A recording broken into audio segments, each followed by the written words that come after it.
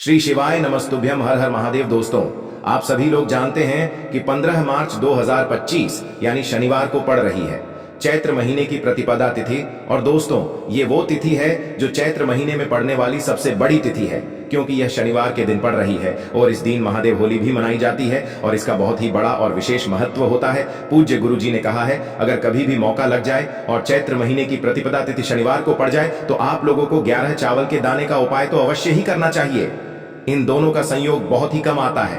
और दोस्तों, पूज्य गुरु जी ने अपनी शिव महापुराण की कथा में बताया है, इस दिन आपको 11 चावल दाने वाला उपाय तो अवश्य ही करना चाहिए, क्योंकि ऐसा दिन पूरे साल में सिर्फ एक ही बार आता है। और दोस्तों, आप सभी लोग जानते हो कि शनिवार महादेव होली का अगर सबसे बड़ा कोई उपाय है तो वो 11 चावल के दाने वाला उपाय है। तो दोस्तों, इस शनिवार के दिन आप लोगों को इस 11 चावल दाने वाले उपाय को जरूर करना है। बहुत सारे लोग होंगे जिन लोगों ने इस उपाय को न किया हो, मतलब पूरा साल निकल गया और उन्होंने किसी भी दिन इस 11 चावल दाने वाले उपाय को न किया हो। पर दोस्तों, आपके पास एक आखिरी मौका बचा हुआ है, जो कि 15 मार्च के दिन है।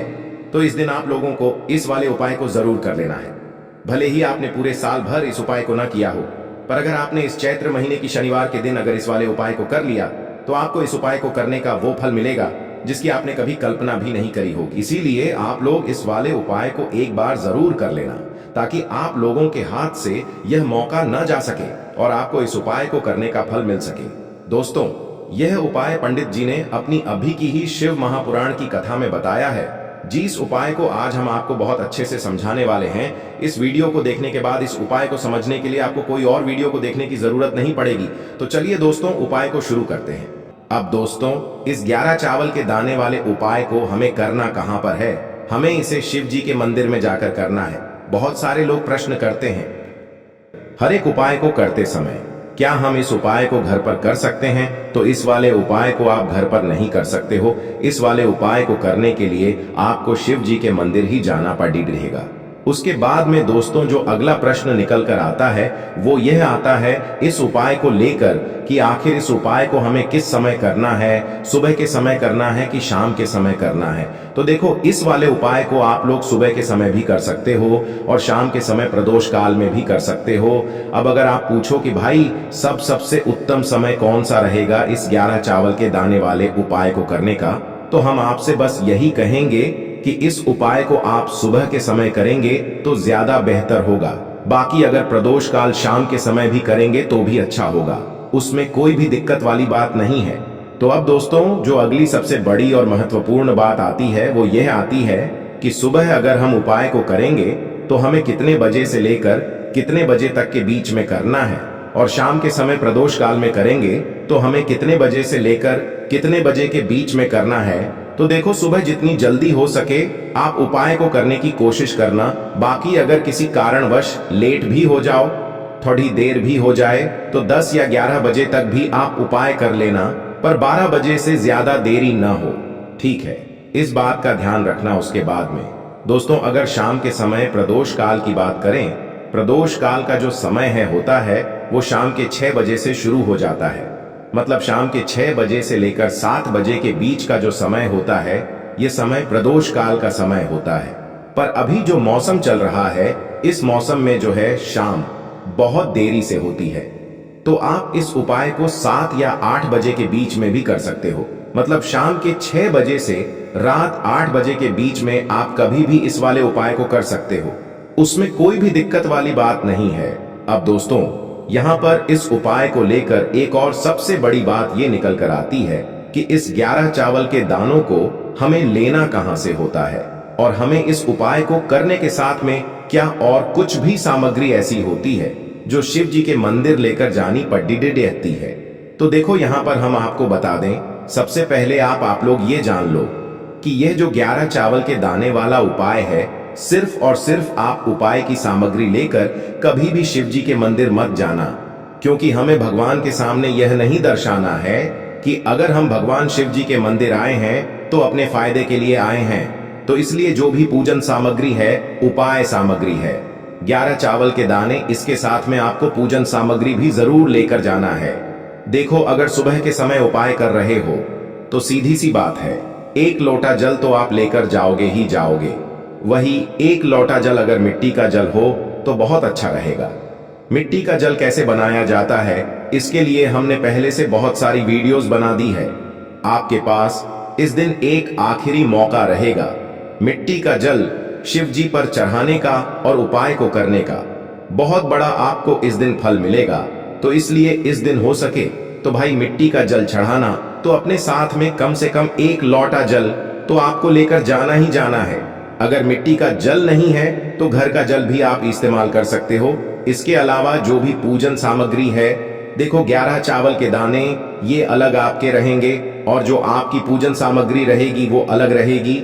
पूजन सामग्री में आप जो भी चीज लेकर जाना चाहे वो लेकर जा सकते हैं, उसमें कोई भी दिक्कत वाली बात नहीं है। वहीं अगर हम बात करें शाम के समय की, तो शाम के समय शिव जी पर जल नहीं चढ़ता है, इसीलिए शाम के समय आप लोग एक दीपक तैयार कर लें, जो कि गोल बत्ती का, आटे का, शुद्ध देसी गाय का घी का होगा, है ना। इस बात का आप लोगों को ध्यान रखना है, और इस दीपक को आपको घर से जलाकर नहीं लेकर जाना है, भगवान शिव जी के मंदिर में जाकर ही जलाना है। इस बात का भी आप लोगों को ध्यान रखना है। अब दोस्तों यहाँ पर हमें इस बात को समझना है कि यह 11 चावल के दाने हमें लेना कहाँ से है। क्या हमें दुकान से लेकर आना है, या हमें अपने घर से लेना है, या कहां से लेकर आना है, और कौन से चावल लेना है, क्योंकि चावल भी बहुत प्रकार के होते हैं। तो देखो इन सभी सवालों के जवाब आप लोग एक बात में सुन लो कि भाई ये जो उपाय है, इस उपाय में आपको ये नहीं देखना है कि भाई कौन से चावल है, कौन से चावल नहीं है। बस जो भी चावल ले रहे हो वो चावल का दाना सबूत होना चाहिए, मतलब साबुत होना चाहिए, टूटा हुआ नहीं होना चाहिए, कटा पिटा नहीं होना चाहिए।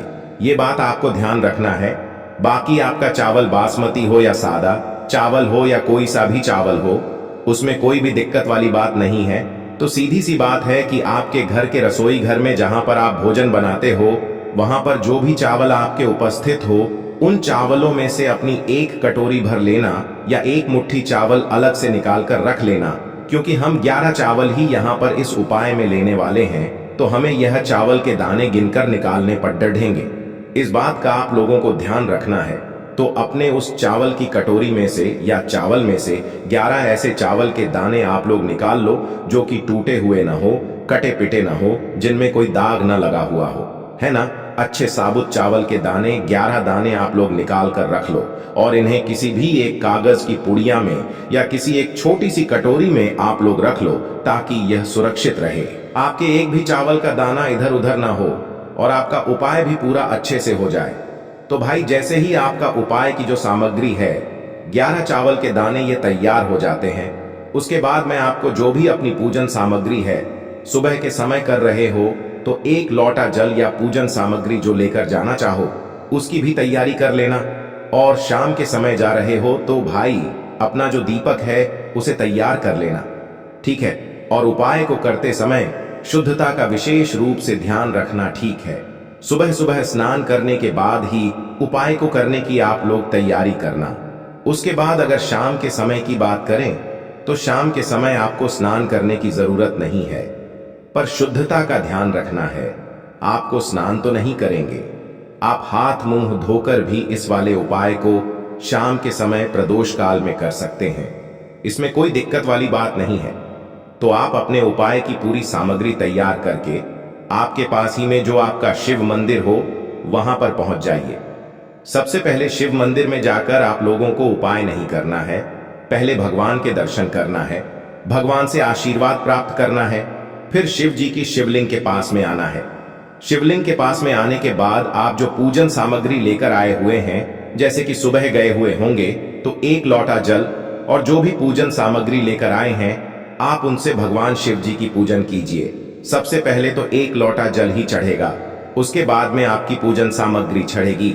उसके बाद में अगर दोस्तों शाम के समय अगर आप इस उपाय को कर रहे हो तो अपने साथ में कम से कम एक जो दीपक है गोल बाती का, जो आप अपने साथ में लेकर गए हो, उस दीपक को मंदिर में जाकर अपनी माचिस से जलाना है और उस दीपक को शिवलिंग के पास में रखना है, ठीक है। इस दीपक को रखने के बाद ही आप लोगों को अपना ये वाला उपाय शुरू करना है। और दीपक को ज्यादा पास में मत रखना, वैसे भी गर्मी पड़ रही है, भगवान शिव जी को आंच नहीं लगनी चाहिए, है ना। तो भाई जैसे ही आपकी पूजा अर्चना हो जाती है, आप भगवान शिव जी को प्रसन्न कर लेते हैं, उसके बाद में शिवलिंग के पास ही में आप कहीं पर बैठ जाइए, सामने या आसपास जिस जगह पर आपको बैठना हो वहां पर बैठ जाइए और अपने वह 11 चावल के दाने अपने सामने निकाल कर रख लीजिए, क्योंकि अब यहाँ पर उपाय को यहाँ पर करने की आपको तैयारी करना है। और इस तरीके से जब आप उपाय करेंगे, पूजन सामग्री करने के बाद, पूजन अर्चना करने के बाद, तो आपको उपाय का फल बहुत जल्दी और बहुत बढ़ा होकर मिलेगा। तो अपने 11 चावल के दाने अपने सामने निकाल कर रख लेना। और यह जो उपाय है यह आपकी सीधे हाथ की हथेली से होगा, इसलिए इस बात का भी विशेष रूप से ध्यान रखना है। तो सीधे हाथ की हथेली का प्रयोग करके ही आप लोग अपना इस वाले उपाय को करना। अपने सामने जो भी आपकी कागज की पुड्डियां है उसको खोल कर रख लो, या कटोरी है तो भाई उसे अपने सामने रख लो और अपने वह 11 चावल के दाने निकाल लो। ठीक है। उसके बाद में दोस्तों अब आपको क्या करना है कि शिवलिंग आपके सामने होगी, तो आपने वह 11 चावल के दाने एक एक करके आपको शिव जी के शिवलिंग के ऊपर चढ़ाना है। कहां पर चढ़ाना है? शिवलिंग के ऊपर चढ़ाना है, और कहीं पर भी नहीं चढ़ाना है। आपको अपने हथेली से तो शिवलिंग के ऊपर चढ़ना है, भले ही फिर वो अपने आप जलाधारी पर गिर जाए या मतलब वहीं पर गिर जाए, उसमें कोई दिक्कत वाली बात नहीं है, पर आप चढ़ाओ शिवलिंग के ऊपर ही। तो आपको क्या करना है, अपना पहला चावल का दाना उठाना है, श्री शिवाय नमस्तुभ्यम बोलना है और शिवलिंग पर चढ़ा देना है। इसी तरीके से दूसरा चावल का दाना उठा है, शिवलिंग पर चढ़ाना है और मंत्र बोल देना है। और फिर तीसरा चावल का दाना उठाना है, श्री शिवाय नमस्तुभ्यम बोलना है और चढ़ा देना है। इसी प्रकार से आपको पूरे 11 चावल के दाने एक एक करके शिव जी के शिवलिंग के ऊपर चढ़ाना है और भगवान से प्रार्थना करते जाना है। मतलब प्रार्थना तो आपको आखिरी में करना है, पर हर एक चावल के दाने को चढ़ाते समय श्री शिवाय नमस्तुभ्यम जरूर बोलना है। उसके बाद ही में यह चावल का दाना शिवलिंग के ऊपर आपको चढ़ाना है। जैसे ही आपके 11 चावल के दाने शिवलिंग के ऊपर चारहच जाते हैं, तो भाई उसके बाद में आपको क्या करना है, भगवान से अपनी मनोकामना बोलना है। मनोकामना भी कब बोलना है? जब आपका 11 चावल का दाना आपके सीधे हाथ की हथेली में हो और आप उसे चढ़ाने के लिए जा रहे हो। श्री शिवाय नमस्तुभ्यम बोलकर उस आखिरी चावल के दाने को शिवलिंग के ऊपर चढ़ा देना और भगवान से फिर अपनी वह मनोकामना बोल देना, जिस मनोकामना के लिए आप लोग अपना यह वाला उपाय कर रहे हो। जिस भी दुख और परेशानी के लिए आप लोग अपना यह वाला उपाय कर रहे हो, उसके बाद में जैसे ही आप अपनी मनोकामना बोल देते हो, आपका यह वाला उपाय पूरा हो जाता है। पर दोस्तों, उपाय को करने के बाद आप लोगों को 2 मिनट भगवान शिव जी के मंत्र का जाप जरूर करना है। और मंत्र का जाप करने के बाद भगवान से एक और बार प्रार्थना करना है अपनी मनोकामना के लिए, या अपनी जो भी दुख और परेशानी है उसके लिए। इसके बाद में आप लोग भगवान को देखकर, भगवान से प्रार्थना करके, उनसे आशीर्वाद लेकर वहां से उठ सकते हैं और अपने घर पर जा सकते हैं। बस दोस्तों, यहां पर यह वाला उपाय पूरा हो जाता है। इस तरीके से जो भी व्यक्ति छोटी छोटी चीजों का ध्यान रखते हुए इस 11 चावल के दाने वाले उपाय को करेगा, निश्चित सी बात है उसे उसकी मनोकामना जल्द ही पूर्ण होगी और जो भी दुख और परेशानी है वो भी बहुत ही जल्दी दूर होंगे। और दोस्तों, अगर आपको हमारी ये वीडियो पसंद आई हो तो हमारे इस वीडियो को लाइक और चैनल को सब्सक्राइब जरूर करें। हर हर महादेव, ओम नमः शिवाय। आपको लेना है एक गोल बाती का दीपक। आप चाहें तो मिट्टी का ले सकते हैं या फिर घर से शुद्ध आटा मढ़कर उसका दीपक आप तैयार कर सकते हैं। इसके बाद आपको लेना है शुद्ध गाय का घी। अगर वो नहीं है तो कोई भी देसी घी इस्तेमाल कर सकते हैं, जिससे आपको दीपक प्रज्वलित करना है। देखो, अब ये सब सामग्री लेकर आपको जाना है प्रदोष काल में आपके घर पर तुलसी जी के घेरे के पास में। देखो, ये उपाय तो आपको अवश्य करना है। देखो, वहां पहुंचकर सबसे पहले वो दीपक आपको प्रज्वलित कर देना है और ओम नमो भगवते वासुदेवाय नमः का 11 बार जाप करना है। उसके बाद आपको अपने सीधे हाथ में थोड़ी हल्दी लेकर उस दीपक में अपना नाम और गोत्र बोलते हुए डाल देना है। उसके बाद माता लक्ष्मी से आपको प्रार्थना करना है कि हे महालक्ष्मी, हमारी सभी दुख तकलीफों को दूर करो। हे महादेव, हमारे सब दुख कष्टों को खत्म करो। इस भावना से आपको ये उपाय